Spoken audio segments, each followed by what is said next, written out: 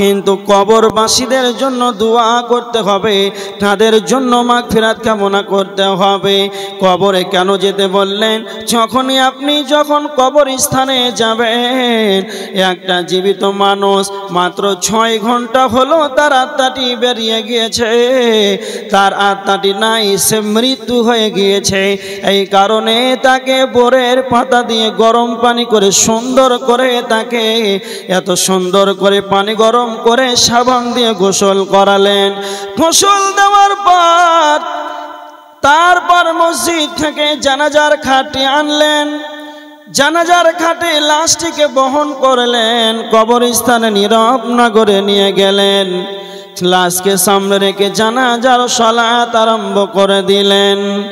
এই জানাজার সালাত তার মানে আপনি একজন মৃত ব্যক্তিকে সমাপনী দিচ্ছেন, তার মানে একজন ব্যক্তিকে গোসল দিয়ে জানাজার কাঁধে বহন করে নিজে কবরস্থানে রেখে 3 মুষ্টি মাটি দেওয়ার পর এরপরে যদি আপনার বিবেকটা না খুলে আসে যে আমাকে এইরকমভাবে কবরে একদিন চলে যেতে হবে, তাহলে নিজে 3 মুষ্টি মাটি দেওয়ার পর কবরস্থানে মানুষকে রাখার পর তারপরে যদি আপনি মসজিদের গেটটা না খুঁজে পান, 5 ওয়াক্তের সালাত আদায় না করেন, তাহলে পৃথিবীর বুকে এমন কোনো ভার্সিটি নাই, এমন কোনো শিক্ষাঙ্গন নাই, এমন কোনো বিদ্যালয় নাই, সেই জায়গাতে আপনাকে মরণ সাবজেক্ট আপনার ভিতরে ভরে দেবে। যখনই আপনি মৃত্যু ব্যক্তিকে কবরে নিয়ে যাবেন, লাশকে কবরে রেখে 3 মুষ্টি মাটি দিবেন, আপনার বিবেকটা যেন খুলে আসবে যে আমাকে এইভাবে যেন একদিন কবরে চলে যেতে হবে, এইভাবে একদিন কবরে চলে যেতে হবে। আপনি সর্বদা তখন আপনি নিজেকে কবরবাসী ভাববেন। তিরমিজি শরীফের হাদিস, তিরমিজির হাদিস 2333 নম্বর হাদিস। হযরতে উমর রাদিয়াল্লাহু তাআলা আনহুকে আল্লাহর নবী বলেছেন, উমর ওয়াউদ্দা নাফসাকা ফি আহলিল কবর, উমর তুমি সর্বদা প্রতিনিয়ত তুমি নিজেকে কবরবাসী ভাবো। তার মানে সর্বদা নিজেকে কবরবাসী ভাবতে হবে। তারপরে আল্লাহর নবী হযরত উমর রাদিয়াল্লাহু তাআলা আনহুকে বলেছিলেন, উমর সকাল হবে তো সন্ধ্যার আশা করবে না, সন্ধ্যা হলে সকালের আশা করবে না, সকাল হলে সন্ধ্যার আশা করবে না। প্রতিনিয়ত তুমি নিজেকে কবরবাসী ভেবে নাও, তুমি প্রতিনিয়ত নিজেকে কবরবাসী ভাবো। যখন আপনি কবর নিয়ে ভাববেন, তখন আপনার মওতটাকে বলে বেশি স্মরণ আসবে। এবার দেখেন হাদিস, আল্লাহর নবী বলেছেন, তিরমিজি শরীফের হাদিস 2307 নম্বর হাদিস। আল্লাহর নবী বলেছেন, আকসিরু যিকরা, তোমরা বেশি বেশি করে স্মরণ করো, ইয়ানিল মওত, মওতটাকে বেশি বেশি করে স্মরণ করো। নবীজি কেন বেশি বেশি করে মওতটাকে স্মরণ করার কথা বলেছেন? মওতটাকে স্মরণ করলে কি লাভ হবে? আল্লাহর নবী বলেছেন, হাদিবিল লাযাত, মওত এমন একটি সাবজেক্ট, মওত এমন একটি বস্তু যা স্মরণ করলে দুনিয়ার যত মজা, দুনিয়ার যত চাকচিক্যন, দুনিয়ার যত ঐশ্বর্যবাণীর মজা স্বাদ আছে, পৃথিবীর সমস্ত স্বাদকে ধ্বংস করে দেয়, সেটাই হলো মওত। এই জন্য আল্লাহর নবী বেশি বেশি মরণকে স্মরণ করার কথা বলেছেন। যখন আপনি মওতকে স্মরণ করবেন, তখন আপনাকে পৃথিবী যেন ভালো লাগবে না, দুনিয়ার চাকচিক্যন ঐশ্বর্যবাণী রং তামাশা যেন আর আপনাকে ভালো লাগবে না। যখন আপনাকে দুনিয়া ভালো লাগবে না, তখন আপনাকে ইবাদত হতে মনোযোগী লাগবে, ইবাদত হতে তখন সন্তুষ্ট বর্জন করতে পারবে। যেদিন দুনিয়া আপনার কাছে স্বাদ হারিয়ে যাবে, এই জন্য মরণটাকে বেশি বেশি করে স্মরণ করতে হবে। আনসারীদের এক ব্যক্তি আল্লাহর নবীর কাছে এসে বলছেন, আল্লাহর নবী, ইবনে মাজা শরীফের 4259 নম্বর হাদিস। আল্লাহর নবীর কাছে এসে বলছেন, আল্লাহর নবী আপনি বলেন সব চাইতে বুদ্ধিমান মুমিনকে, সব চাইতে চালাক ব্যক্তিকে?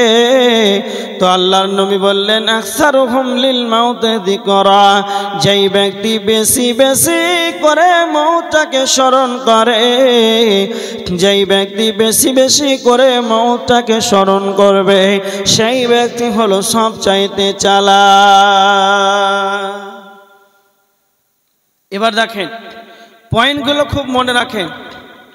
মওত এমন একটা সাবজেক্ট যেটা আপনি নিজে গোসল দিয়ে জানাজার খাটটাকে কাঁধে বহন করে কবরস্থানে নীরব নগরে আপনি নিয়ে গেলেন, নিজে জানাজার সালাত আদায় করে পিছনে থেকে লাশকে সামনে রেখে, তারপরে লাশকে কবরে রেখে, এরপরে যদি আপনার মওতকে স্মরণ না হয়, তাহলে পৃথিবীতে এমন কোনো শিক্ষাঙ্গন নাই যে আপনাকে শিখিয়ে দিবে যে কেমনভাবে আপনাকে দুনিয়া ছেড়ে পরলৌকিক জীবন আপনাকে যেতে হবে। এরকম কোনো ইউনিভার্সিটি নাই। এবার দেখেন, আজকে আমরা মরণকে বলে কোনো স্মরণ করি না। আজকে আমাদের সমাজের ভিতরে মরণকে বলে কোনো স্মরণ নাই।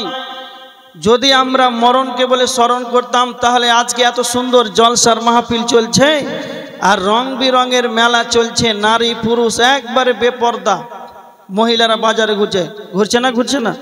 কথা বলেন হ্যাঁ না? কেন? এর ভিতরে মওত বলে সাবজেক্টটা নাই, এই কারণে তাকে বাধা দিতে পারছে না। মওত যদি তার ভিতরে থাকতো তাহলে তাকে ঘৃণা লাগতো, বাজারে সে যাবে না। মওতটা নাই, তার কারণে এই অবস্থা। আজকে আমাদের মৃত্যু ব্যক্তির ঘরে, মৃত্যু ব্যক্তি যে বাড়িতে মারা গিয়েছে ওই বাড়িতে মরণকে স্মরণ নাই, তার পাশে বাড়িতে মাংস ভাত চলছে। কিছু মানুষ আসে শুধু মাংস ভাত খেতে আসে, জানাজা পরে বাড়ি চলে যায়। খবরদার, খুব ভালো করে শুনেন, মওতটাকে আজকে স্মরণ হচ্ছে না। কেন? আজকে কবরস্থানে, বর্তমান সমাজে কবরস্থানে গিয়ে মরণকে স্মরণ হয় না, সেখানে গিয়ে আবার রাজনীতির গল্প করে, পারিবারিক জীবনের গল্প করে। আপনাদের আসামে করে, কবরস্থানে গিয়ে রাজনীতির গল্প করে। ওর ছেলেটা যে ডক্টরিতে পাস করেছে, সামনে মাসে বেতন পাবে, এটা গল্প করে কবরস্থানে গিয়ে। আছে আপনাদের দিকে? আছে? এরা মানুষ না পশু? কথা বলেন ভালো করে। এরা মানুষ না পশু? যারা কবরস্থানে গিয়ে গল্প করে এরা মানুষ? জি না, এরা মানুষ নয়, এরা হচ্ছে পশু। কেমন পশু যে বললাম, তো আপনি রাগ করছেন নাকি? রাগ করবেন না। একটা উদাহরণ দিচ্ছি, খুব ভালো করে শুনেন। আপনাদের এখানে কসাইখানা আছে? কসাইখানায় কি বিক্রি করে? মাংস। আপনাদের এই মাদানী সাহেব মাদ্রাসার প্রতিষ্ঠানের জন্য মাংস আনতে গিয়েছে, খাসির মাংস। তো প্রতিষ্ঠানে মাংস লাগবে 10 কিলো, আছে কসাইখানাতে 2 কিলো। খুব ভালো করে শুনেন, 10 কিলো মাংস লাগবে, আছে 2 কিলো। আর একটা খাসি খুঁটিতে বাঁধা আছে আর কাঁঠাল পাতা খাচ্ছে। খায় না কাঁঠাল পাতা? খায়। তো মাদানী সাহেব গিয়ে বলছে, কসাইখানা মালিককে গিয়ে বলছে, আমার তো 10 কিলো লাগবে। তো এই যেটা বাঁধা আছে এটা কত করে ধরবেন? 800 না 900? এর দাম দর চলছে, খুব ভালো করে বুঝেন। তার মানে যেটা খুঁটিতে বাঁধা আছে এর দাম দর চলছে। তখনও সে কাঁঠাল পাতা খায় না? কথা বলেন, খায়। তার মানে তার যখন দাম দর চলছে, 30 সেকেন্ড কিংবা 20 সেকেন্ড পর তার গলার উপর দিয়ে ছুরি চলবে, তার দমটা বেরিয়ে যাবে, এই জ্ঞানটা তার ছাগলের আছে? হ্যাঁ, কথা বলে না কেন? আছে? সে পশু, তার বিবেক নাই যে আমার দাম দর চলছে, কিছুক্ষণ পর আমার উপরে ছুরি চলবে। সে পশু, জানে না, সেই তো কাঁঠাল পাতা খায়। অনুরূপ আজকে আপনার মতন একজন মানুষ, তার আত্মারি শুধু বেরিয়ে গেছে বলে আপনি তাকে কবর দিচ্ছেন, 3 মুষ্টি মাটি দিয়ে ঢেকে দিলেন, নীরব না করে সুইত হয়ে গেল, আর তার কোনো খবর নেই, খোঁজ আসবে না। আর আপনি কি করে সেই জায়গাতে রাজনীতির গল্প করতে পারেন? এটা আপনার জন্য স্বভাব হয়? তো ওই ছাগলের তো জ্ঞান নাই, বিবেক নাই, সে কাঁঠাল পাতা খায়। তা আপনি কত বিবেকবান মানুষ, একজনকে মাটি দিয়েছে, রাজনীতির গল্প করছেন কবরে। তা আপনি মানুষ না পশু? হ্যাঁ, মানুষ নয়, পশু। আর একটা কথা শুনেন, দুইজন 15 বছরের ছেলে, একজনকে ফাঁসির কাস্টে ঝুলিয়ে দেওয়া হলো। খুব ভালো করে শুনেন, একজনকে ফাঁসির কাস্টে ঝুলিয়ে দেওয়া হলো, আর একজন আছে ওকে বলা হচ্ছে তোমার 5 মিনিট পর ফাঁসির কাস্টে ঝুলিয়ে দেওয়া হবে। 5 মিনিট তাকে সময় দেওয়া হলো, আর 5 মিনিট সময় দেওয়ার পর তাকে যদি কাশ্মীর থেকে আপেল এনে দেন, সৌদি আরব থেকে আজওয়া খেজুর, আর 6GB 5G মোবাইল, কোনো নেটের অভাব নাই, তাকে বলেন যে ফ্রি ফায়ার খেল, পাবজি খেল, খেলবে? 5 মিনিট শুধু সময় আছে, 5 মিনিট। আর যদি তাকে বলেন যে আপেল খাও, কিশমিশ খাও, কাজু খাও, খাবে? 5 মিনিট সময় আছে, খাবে? কথা বলে না কেন? খাবে না। তার যে 5টা মিনিট সময় আছে, এর জন্য তাকে আর দুনিয়া কিছু ভালো লাগছে? লাগে না। এবার আপনি বলেন যে আপনার আমার 5টা সেকেন্ডের গ্যারেন্টি আছে? কথা বলেন, আছে? আমার আপনার যে 5টা সেকেন্ডের কোনো গ্যারেন্টি নাই, তাহলে আপনি কি করে দুনিয়াতে এত রাজনীতির গল্প করতে পারেন, পারিবারিক জীবনে গল্প করতে পারেন? কবরস্থানে গিয়ে আপনি যাকে 3 মুষ্টি মাটি দিলেন, এমনও হতে পারে তার পরবর্তীটা কবর যে আপনার হয়ে যেতে পারে, এটা কোনো গ্যারেন্টি আছে না? নাই, হয়ে যেতে পারে। তবে আজকে আমাদের সমাজের ভিতরে আজকে মানুষ কবরকে নিয়ে টেনশন করে না, কবরকে নিয়ে ভাবে না। একটা কথা খুব ভালো করে শুনেন, বারা ইবনে আযিব রাদিয়াল্লাহু তাআলা আনহু বর্ণনা করছেন, আল্লাহর নবীর সঙ্গে আমরা এক আনসারীদের কবরস্থানে গেলাম। তখন কবরটা খনন করা হয়নি। যখন নবীজির সঙ্গে জানাজায় অংশগ্রহণ করলাম, আনসারীদের এক ব্যক্তির সেই কবরটা, নবীজির সঙ্গে যখন গেলাম তখনও কবর খনন করা হয়েছে। তো নবীজি একবারে চুপচাপ কবরস্থানে বসে পড়লেন। সাহাবীরা বলছেন আমরাও নবীজির সঙ্গে চুপচাপ বসে গেলাম। এমন ভাবে আমরা নীরবতা অবলম্বন করলাম, বারা ইবনে আযিব বলছেন মনে হচ্ছে যেন আমাদের মাথার উপরে যেন পাখি বসে আছে। আল্লাহর নবী কবরস্থানে গিয়ে একটা কাঠি নিয়ে মাটিতে রেখা টানছেন আর গভীর মনোযোগে কবরকে নিয়ে টেনশন করছেন। তখন আল্লাহর নবী মাথা উঠিয়ে বললেন, সাহাবীরা তোমরা কবরকে নিয়ে তোমরা ভাবো, মওতটাকে তোমরা স্মরণ করো।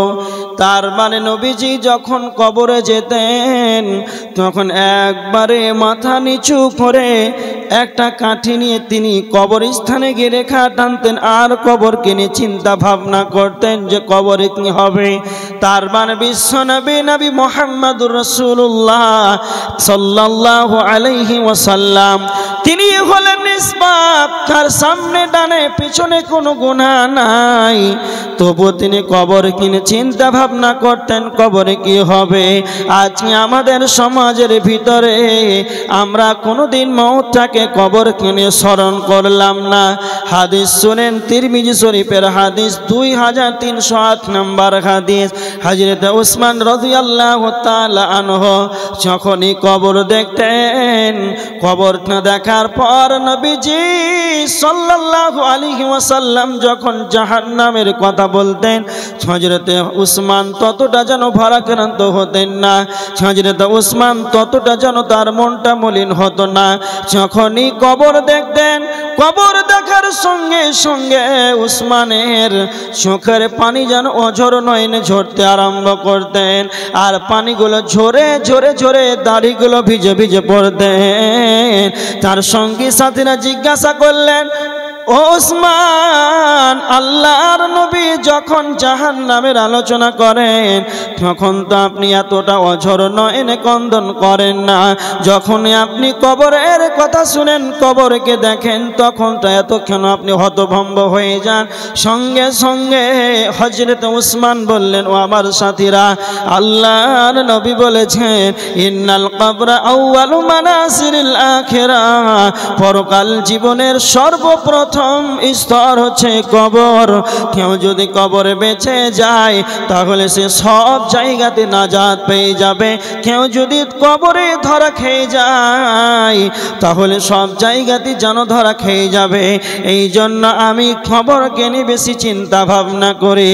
আর আজকে আমরা মুসলমান, আমাদের ডানে বামে সামনে পিছনে আমাদের যেন গুনাহ, তবুও যেন খবর কিনে কোনদিন ভাবলাম না। হযরত উসমান এমন একজন সাহাবী, তিনি জান্নাতের সার্টিফিকেট দুনিয়াতে পাওয়ার পরও তিনি কবর কিনে ভেবেছেন। আজকে আমরা হতভাগা মুসলমান, কবরের টেনশন আমাদের ভিতরে নাই।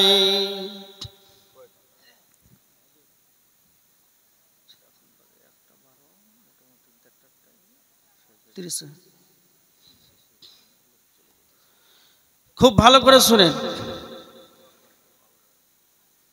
তার মানে হযরত উসমান কবরকে নিয়ে ভাবতেন, মরণকে স্মরণ করতেন। আজকে আমাদের ভিতরে মওতের স্মরণ খুব কম। এবার দেখেন, আপনাদেরকে একটা কথা বলছি, খুব ভালো করে শুনেন, কথাটা মুখস্থ করে নেন, কথাটা মুখস্থ করেন। আগামীকাল লাশ হয়ে কবরস্থানে যাওয়ার আগেই, আগামীকাল লাশ হয়ে কবরস্থানে যাওয়ার আগেই আপনি আপনার পায়ে হেঁটে মসজিদে যান, এতে আপনার সফলতা আছে। আছে না নাই? কথা বলেন, আছে। এবার দেখেন, তার মানে মরতে হবে না? হবে না? মরতে হবে। পরিবর্তন হন। আল্লাহ বলেছেন, কুল্লু নাফসিন যায়িকাতুল মাউত, প্রত্যেকটা প্রাণীকে মৃত্যুর স্বাদ গ্রহণ করতে হবে। যার ভিতরে আত্মা আছে তাকে মৃত্যুর স্বাদ গ্রহণ করতে হবে। কেমন? যেমন যার আত্মা আছে, যার জ্বর, তার মানে যারা চলাফেরা করতে পারে এদেরকে প্রাণী বলা হয়।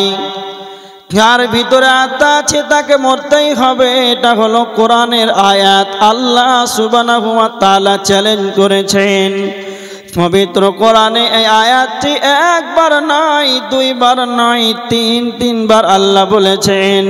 সূরা আল ইমরানের 185 নম্বর আয়াত, সূরা আম্বিয়ার 34 নম্বর আয়াত, সূরা আনকাবুতের 57 নম্বর আয়াত, তিনবার বলেছেন কুল্লু নাফসিন যায়িকাতুল মাউত, প্রত্যেকটা প্রাণীকে মৃত্যুর স্বাদ গ্রহণ করতে হবে।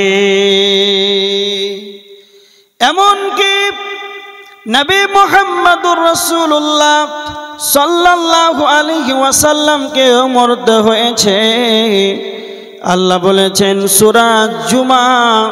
সূরা জুমারের 30 নম্বর আয়াত, ইন্নাকা মাইয়িতুন ওয়া ইন্নাহুম মাইয়িতুন, আপনাকে মরতে হবে এবং তাদেরকেও মরতে হবে, সবাইকে মরতে হবে। এ ব্যাপারে কেউ নাজাত পাবে না।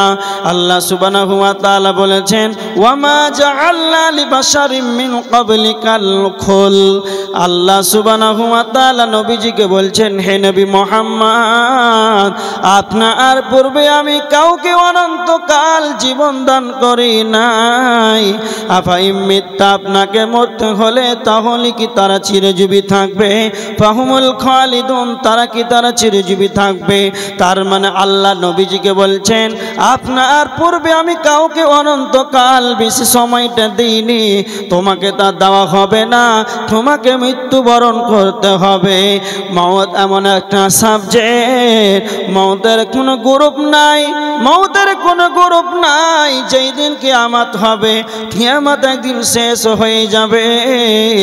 কিয়ামত যেদিন শেষ হয়ে যাবে, শেষ দুইটি ঠিকানা থাকবে, একটি হলো জান্নাত আর একটি হলো জাহান্নাম। আমাদের সর্বশেষ ঠিকানা হলো একটি জান্নাত আর একটি জাহান্নাম। যেদিন আল্লাহ জান্নাতীদেরকে জান্নাতি দিয়ে দেবে, জাহান্নামীদেরকে জাহান্নামে দিয়ে দেবে, জান্নাত জাহান্নামীদেরকে জান্নাতে দিয়ে জাহান্নামীদেরকে জাহান্নামে দিয়ে সমাপনী দিয়ে দেবেন। এবার দেখেন, সকলেই যেন জাহান্নামে যাবে না, সকলেই যেন জান্নাতে যাবে না। জান্নাতের গ্রুপ আছে, জাহান্নামের গ্রুপ রয়েছে। একটা কথা মনে রাখবেন, গ্রুপ কাকে বলা হয়? জান্নাতীদের গ্রুপ আছে যারা জান্নাতি, তারা জান্নাতে যাবে। জাহান্নামীদের গ্রুপ আছে যারা জাহান্নামী, তারা জাহান্নামে যাবে। কিন্তু মওত এমন একটা সাবজেক্ট, মওতের কোনো গ্রুপ নাই, এর কোনো দল নাই, এর কোনো বিভাজন নাই। আল্লাহর নবীকে মরতে হয়েছে, একজন সাধারণ মানুষকে মরতে হবে, ভিখারিকে মরতে হবে, বাদশাকে মরতে হবে, নারীকে মরতে হবে, পুরুষকে মরতে হবে, এমনকি নবীজিকে মরতে হয়েছে। ইতিহাস প্রমাণ করেছেন এমন একটি সময় যেন অতিবাহিত হয়েছে, সেই সময় চারজন বাদশাহ, একজন বাদশাহ সারা পৃথিবীর বাদশাহ ছিল। তার ভিতরে দুইজন ছিলেন মুসলমান আর দুইজন ছিলেন কাফের। দুইজন ছিলেন মুসলমান, দুইজন ছিলেন কাফের। দুইজন মুসলমানের নাম হলো সুলাইমান ইবনে দাউদ আলাইহিস সালাম, দুই নাম্বার হলো জুলকারনাইন। এরা দুইজন মুসলমান সারা বিশ্বকে শাসন করেছিল। দুইজন কাফের, একজন হলো নমরুদ আর একজন হলো বাগতেনাসা। এরা দুইজন সারা বিশ্বকে শাসন করেছিল।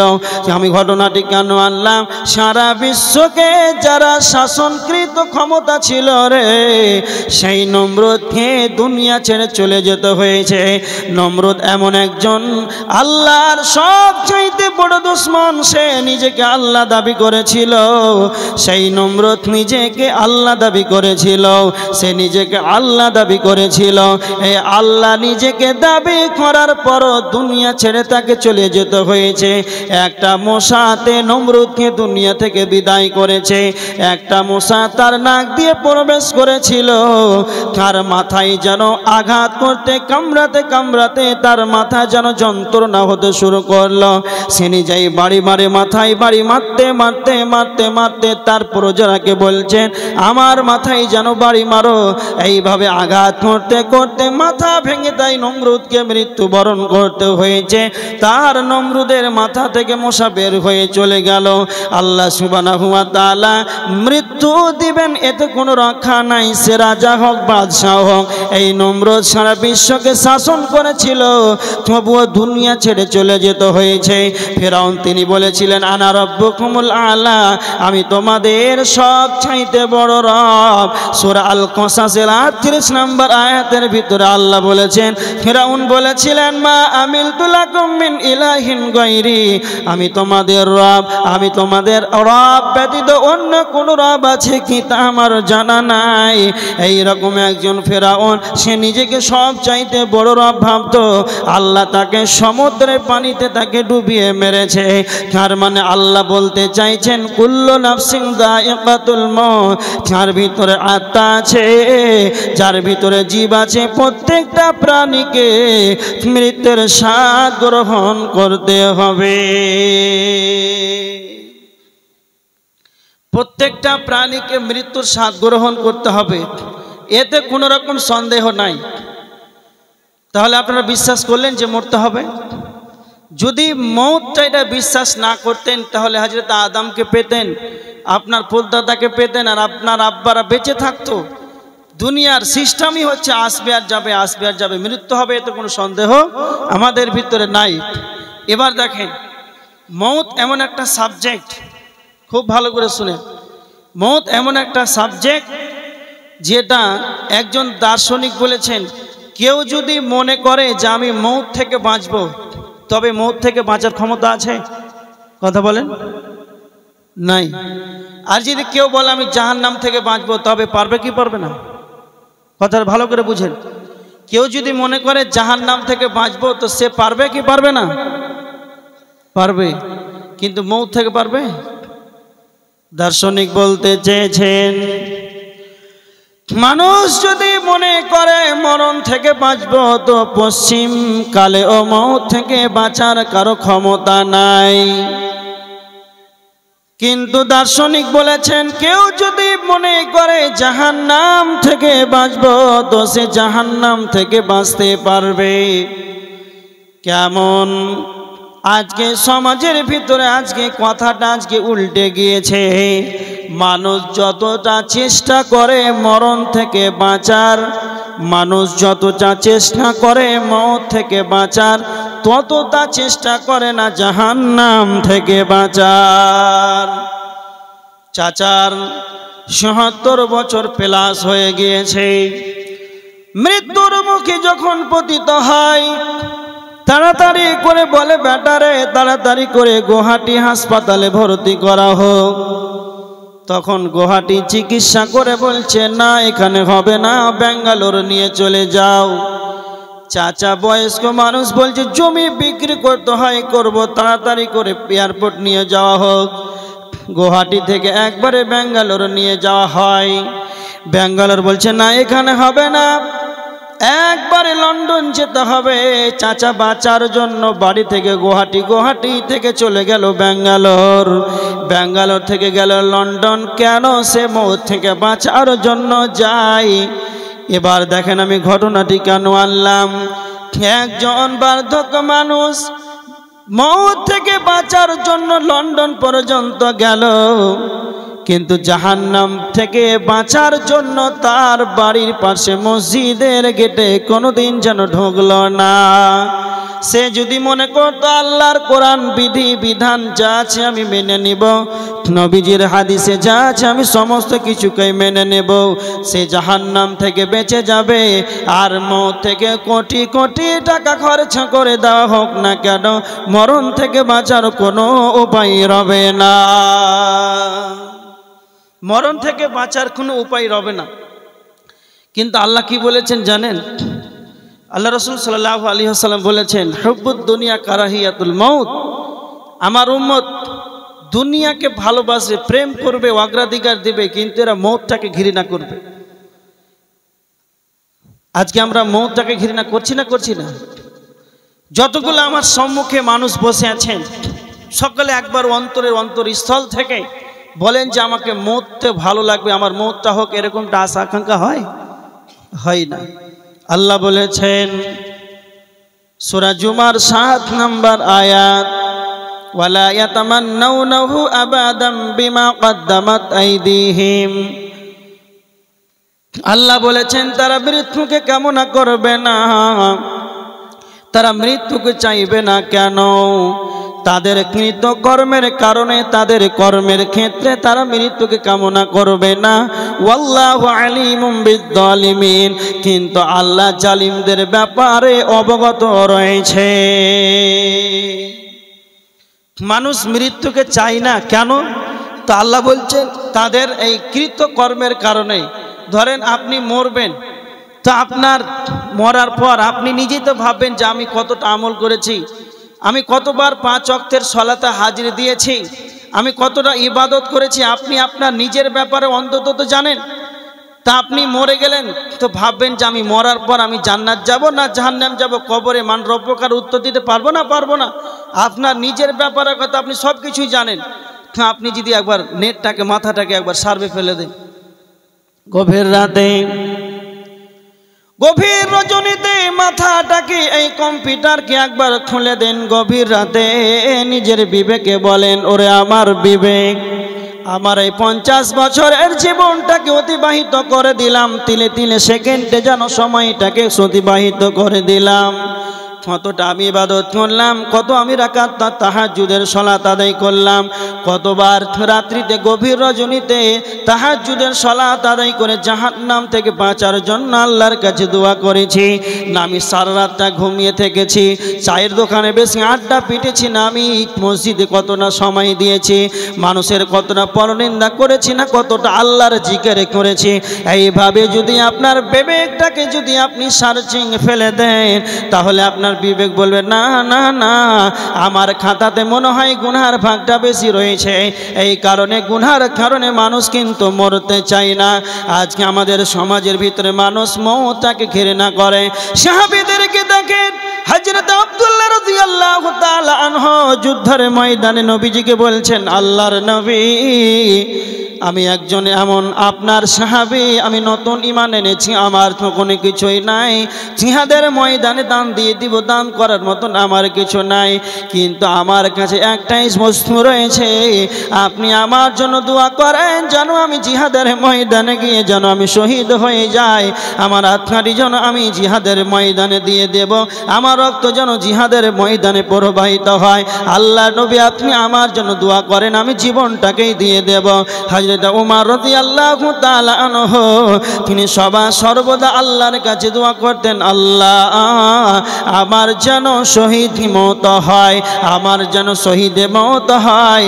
সাহাবীরা দুনিয়ার মুখে লাত মেরেছে, সাহাবীরা দুনিয়ার মুখে লাত মেরেছে, তারা মওতটাকে তারা চেয়েছে, সাহাবীরা দুনিয়ার মুখে লাত মেরেছে, মরণটাকে তারা চেয়ে নিয়েছে। আজকে আমরা তাদের শীর্ষ, আমরা সেই নবীর উম্মত, আজকে দুনিয়াকে যেন আঁকড়ে ধরেছি আর মওতটাকে যেন আমরা লাত মারছি, মওতটাকে যেন আমাদের ভালো লাগে না। তো আল্লাহ বলছেন কেন কেন ওয়ালা ইয়াতামান্নাউনাহু আবাদাম বিমা কদ্দামাত আইদিহিম, তারা মরণকে চাইবে না, তাদের কৃত কর্মের কারণে মওতটাকে চায় না। একটা কথা আপনাদেরকে বলছি, ছোট্ট করে উদাহরণ, খুব ভালো করে শুনে। ধরেন আপনার মা পায়েস রান্না করেছে, একবারে কাজু কিশমিশ আঙ্গুর দিয়ে খুব সুন্দর করে দুধের পায়েস রান্না করেছে, খুব সুন্দর মিষ্টি। আর আপনারা দুই ভাই, আর এক ভাইকে এত পরিমাণ জ্বর হয়েছে, জ্বর হলে খাবার মিষ্টি লাগে না তিতা লাগে? কথা বলেন, তিতা লাগে? আপনারা দুই ভাই, তা আপনার মা পায়েস রান্না করেছে, তো ওর বড় ভাইটাকে জ্বর হয়েছে, আর ছোট ভাইটা খুব ভালো আছে, শরীর সুস্থ আছে। ছোট ভাইটা বারে বারে পায়েস খায়, এই কত ভালো লাগছে, বলছে মা আরো দাও আরো দাও, বলে কত সুন্দর পায়েস, এই নাম করছে আর খাচ্ছে। আর বড়টা বলছে ভালো লাগে না, ওর মা দিচ্ছে একটু খাও বাবা, বলছে না ভালো লাগে না, খাবো না। তো কথা বলেন, তাকে ভালো কেন লাগছে না বলেন তো? কেন? তাকে জ্বর হয়েছে, তাকে তিতা লাগছে, তাকে ভালো লাগে না। উদাহরণটা কেন দিলাম? সাহাবীরা মৃত্যুটাকে চেয়ে নিয়েছে, আর আমরা যেন মৃত্যু থেকে পলায়ন করি, এর কারণটা দেখেন। সাহাবীরা দুনিয়া এরা পশ্চিমকালে কোনোদিন চাইনি, আখেরাতকে নিয়ে ভেবেছে।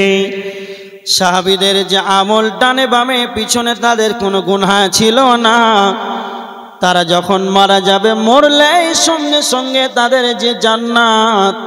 এই কারণে তাদের যে পরকালীন জীবনে কবরে যখন সর্বপ্রথম কবরে যাবে, বলা হবে মান রব্বুকা মা দীনুকা ওয়া মান নাবিয়ুকা, তিনটি প্রশ্ন করা হবে, তো তিনটি প্রশ্ন জবাব দিতে পারবে, তার মানে তার কোনো গুনাহ নাই। পরকাল যে আসবে, আখিরাতে যে তার আমলের ব্যাগটা ঠিক আছে, পরকালে তার আমলের ব্যাগটা ঠিক আছে, সে জানে আমি মরলে আমি জান্নাতে চলে যাব, আমাকে মওতটা যেন হয়ে যায়, মওতটা খাবার এত ভালো যে আমাকে যেন মওত হয়ে গেলে আমার আরো ভালো হবে। কিন্তু আজকে অধিকাংশ আমাদের সমাজের মানুষ মওতটাকে কেন চাই না? সে তো জানে আমার নেকির চাইতে পাপের ব্যাগটা বড় হয়ে আছে, আমি যখন কবরে চলে যাব, যখনই কবরে তিনটি প্রশ্ন করা হবে, প্রশ্নের জবাব দেওয়া আমার মতন ব্যক্তির ক্ষমতা নাই। এই কারণে আমাকে ফেরেশতা পিটাবে অথবা জাহান্নামে আমাকে দেওয়া হবে। এই কারণে আমরা সাধারণ মানুষ পাপের কারণে আজকে আমাদেরকে মওতটাকে তিতা লাগে, একই মওত আমাদেরকে তিতা লাগে, ভালো লাগে না।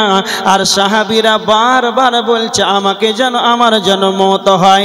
জিহাদের ময়দানে যখন শহীদরা যখন মৃত্যুবরণ করে, তখন তারা আল্লাহকে গিয়ে বলে, আল্লাহ আপনি আমাকে আরো একবার দুনিয়াতে পাঠান, আমি আবার শহীদ হব, আমি আবার আপনার রাস্তায় যেন মৃত্যুবরণ করব।